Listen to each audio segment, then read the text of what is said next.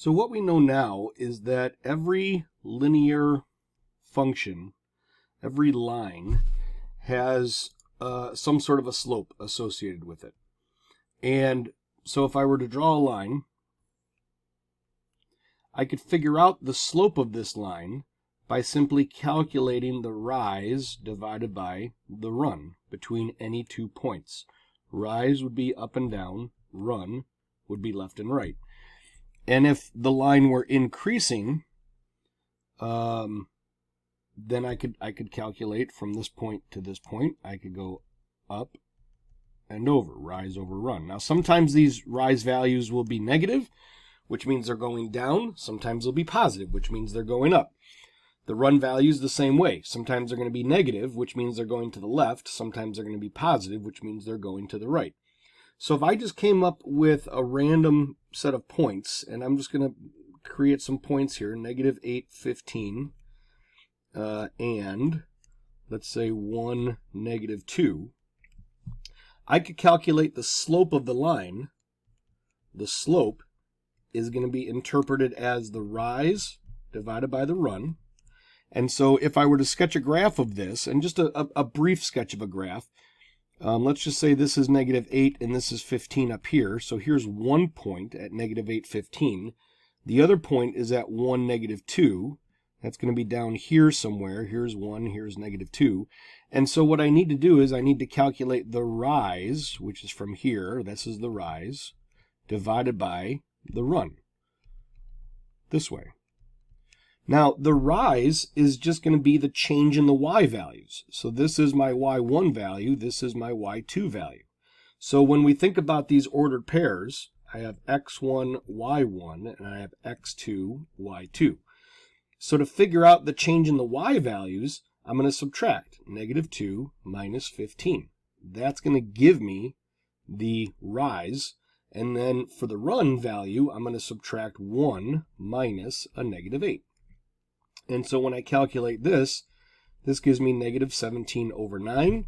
You could either leave it like that if you wanted to, and I would suggest that you leave it like that. But if you wanted to create some sort of a decimal approximation, this is -1.88. The slope will always be some value. Slope is measured by a value. And a negative indicates that the line is decreasing from left to right. So we're going downhill. All right, we can do another example where the line would be increasing. So let's go ahead and do that. So if I have, let's draw an XY axis. Whoops, hold on. Let me erase that. Let's draw an XY axis here. And I'm going to put a point right here, and I'm going to put another point right here. Now I'm going to make up some numbers here.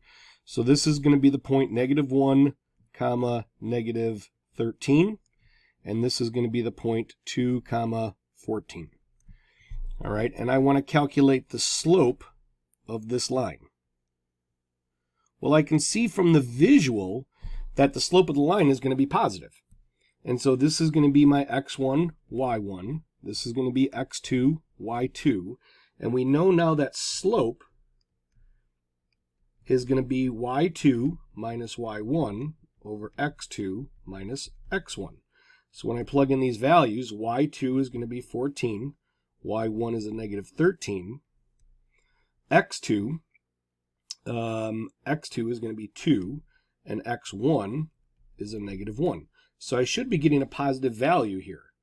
All right, so this is going to give me positive 27/3, which is equal to 9.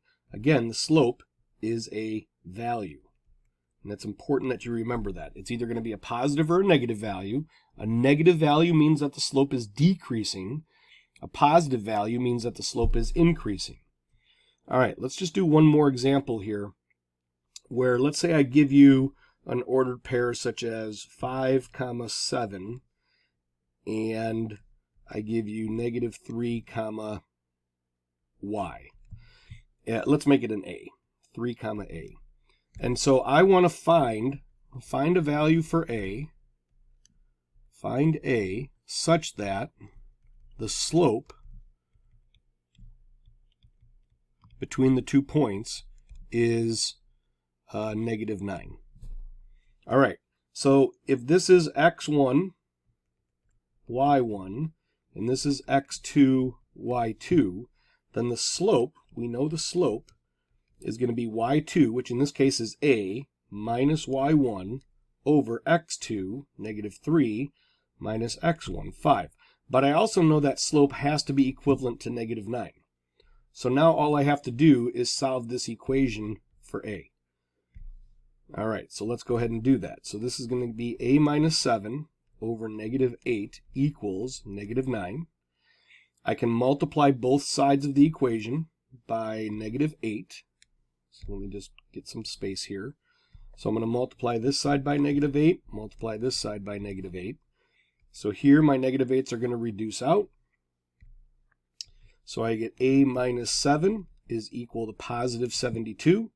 And when I add a 7 to that, that gives me a value of a to equal 79. Now that's a very big value, right? I shouldn't have put my equal sign here. That's a very big value. But what we're saying, if we were to create a visual of this, and it's important that we look at this from a visual standpoint, if I have the 0.57, and let's just make that the 0.57 right there, and I have negative 3, which is right here, I have to figure out what is that value of negative 3 that's going to give, what's the value associated with negative 3 that's going to give me a slope of negative 9.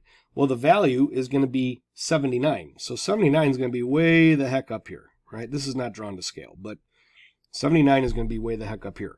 So we know that this is going to be a decreasing line because the slope is negative. So this makes sense that when a is 79, the line is going to be decreasing, and this line has a slope of negative 9.